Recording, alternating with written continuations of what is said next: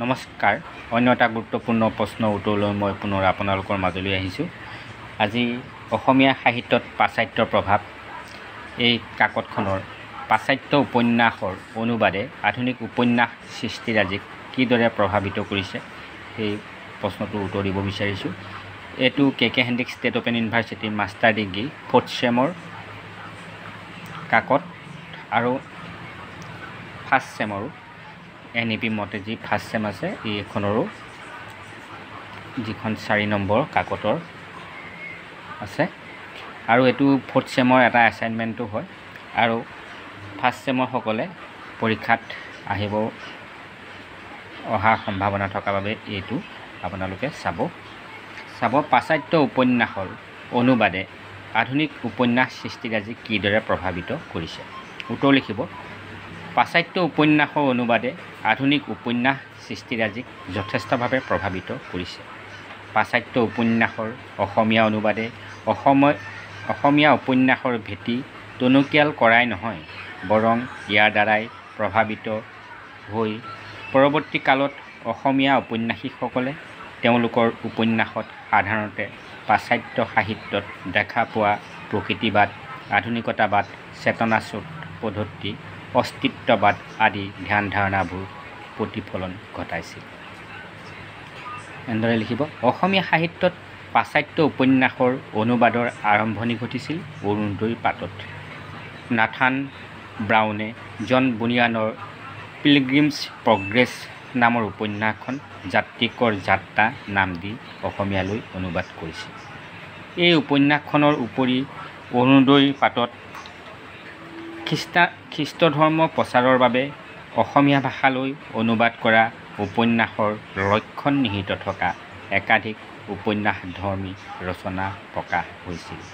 পৰৱৰ্তী সময়ত Edward Bulwer লিটনৰ the last day of Pompeii murders উপন্যাসখন লক্ষেশ্বৰ শৰ্মাই পম্পিয়াই পলৰ কাহিনী নামেৰে, আইভান তুৰ্গেনিভৰ ভাৰ্জিন চইল উপন্যাসখন কুমাৰী পৃথিৱী নামেৰে, মাৰ্ক টুৱেইনৰ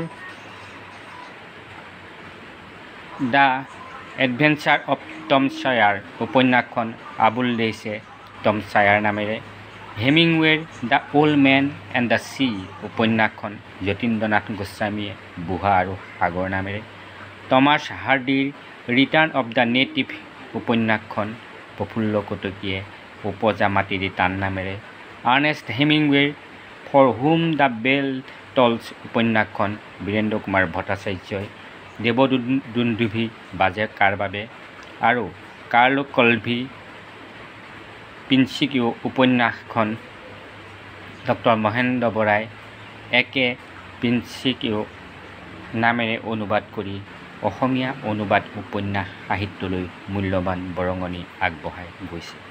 ইয়াৰ উপৰি অসমৰ বিভিন্নজন লিখক ঔপন্যাসিকে পাশ্চাত্যৰ বিভিন্ন উপন্যাস অসমীয়ালৈ অনুবাদ কৰি উপন্যাস সৃষ্টিৰাজিক সমৃদ্ধ কৰিছে। পাশ্চাত্য উপন্যাসৰ অনুবাদে অসমীয়া সাহিত্যৰ প্ৰগতিত সহায় কৰিছে। পাশ্চাত্য উপন্যাসৰাজি অসমীয়ালৈ অনুবাদ হোৱাৰ ফলত পাশ্চাত্য সাহিত্যৰ ধাৰাৰ সৈতে অসমীয়া ঔপন্যাসিক আৰু পাঠকসকল সেই ধাৰাৰ লগত পৰিচিত হৈছে আৰু ইয়াৰ ফলত অসমীয়া ঔপন্যাসিকে সেই ধাৰাসমূহৰ আৰ্হিত নতুন নতুন বিষয়বস্তু আৰু আঙ্গিকেৰে উপন্যাস ৰচনা কৰি পাঠকক চিন্তাৰ খোৰাক যোগাইছে। এক কথাত পাশ্চাত্য উপন্যাসৰ ভাৱবস্তু, ৰূপবস্তু বা অন্যান্য কাৰিকৰী কৌশল অৱলম্বন কৰে অসমীয়া ঔপন্যাসিকসকলে। ৰজনীকান্ত বৰদলৈৰ উপন্যাসত ছাৰ ৱাল্টাৰ স্কটৰ উপন্যাসৰ প্ৰভাৱ পৰাৰ লগতে শিলভদ্ৰৰ অনুসন্ধান উপন্যাসত চেতনাচ্যুত পদ্ধতি, হোমেন বৰগোহাঞিৰ তান্ত্ৰিক উপন্যাসত অতীন্দ্ৰিয়বাদী ভাৱধাৰা, বৰগোহাঞিৰে অস্তৰাগ উপন্যাসত প্ৰকৃতিবাদ, মামণি ৰয়ছম গোস্বামীৰ নীলকণ্ঠী ব্ৰজ উপন্যাসত অতিবাস্তৱবাদ, দেৱেন্দ্ৰনাথ গোস্বামীৰ অন্য যুগ অন্য পুৰুষ উপন্যাসত পৰবাস্তৱবাদৰ প্ৰয়োগতা দেখা যায়। এনেদৰে পাশ্চাত্যৰ বিভিন্ন ভাৱ দৰ্শন তথা কৌশলৰ প্ৰয়োগৰ উপৰিও আধুনিক জীৱনৰ আধুনিক সময়ৰ বিভিন্ন অনুষংগৰ চিটিকণি আধুনিক অসমীয়া উপন্যাসত সুন্দৰকৈ ধৰা দিছে। এনেদৰে আপোনালোকে সুন্দৰকৈ লিখিব।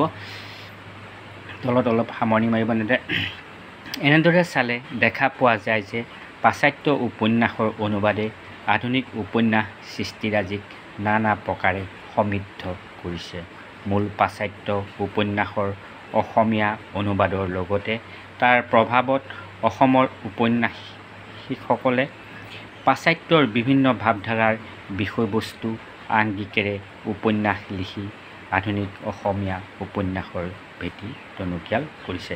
এনেদৰে আপোনালোকে লিখিব। মই কৈছোঁৱেই যে এইটো 4th চেমৰ এটা এছাইনমেণ্ট হয় আৰু 1st চেমৰ কাৰণে গুৰুত্বপূৰ্ণ পৰীক্ষাত আহিব পৰা প্ৰশ্ন উত্তৰ আপোনালোক সকলোৰে কাৰণে মই এই কাকতখনৰ 2টা চেমৰ কাৰণে এই কাকতখনৰ গুৰুত্বপূৰ্ণ প্ৰশ্ন উত্তৰ পৰীক্ষাত আহিব পৰা দিম। ইতিমধ্যে এই কাকতখনত যোৱা বৰ্ষৰ যি 1st চেম হৈছিলে পৰীক্ষা হৈছিলে মোৰ দিয়া ভিডিঅ'ৰ পৰা মই গুৰুত্বপূৰ্ণ বুলি ভবা দিয়া ভিডিঅ'ৰ পৰা প্ৰায় 80%ৰ ওপৰত প্ৰশ্ন পৰীক্ষাত আহিছিলে আৰু যথেষ্ট উপকৃত হৈছিলে বুলি মোক জনাইছিলে। মই এইবাৰো আপোনালোক 4th চেম আৰু 1st চেমৰ কাৰণে এই কাকতখনত পৰীক্ষাত আহিব পৰা গুৰুত্বপূৰ্ণ প্ৰশ্ন উত্তৰ দিম। নতুনকৈ অহাসকলে মোৰ চেনেলটো ছাবস্ক্ৰাইব কৰি ল'ব আৰু লাইক কমেণ্ট কৰি কেনেকুৱা পাইছে জনাই মোক পৰৱৰ্তী ভিডিঅ' দিবলৈ উৎসাহিত কৰিব বুলি আশা ৰাখি আজিলৈ আহোঁ। ধন্যবাদ।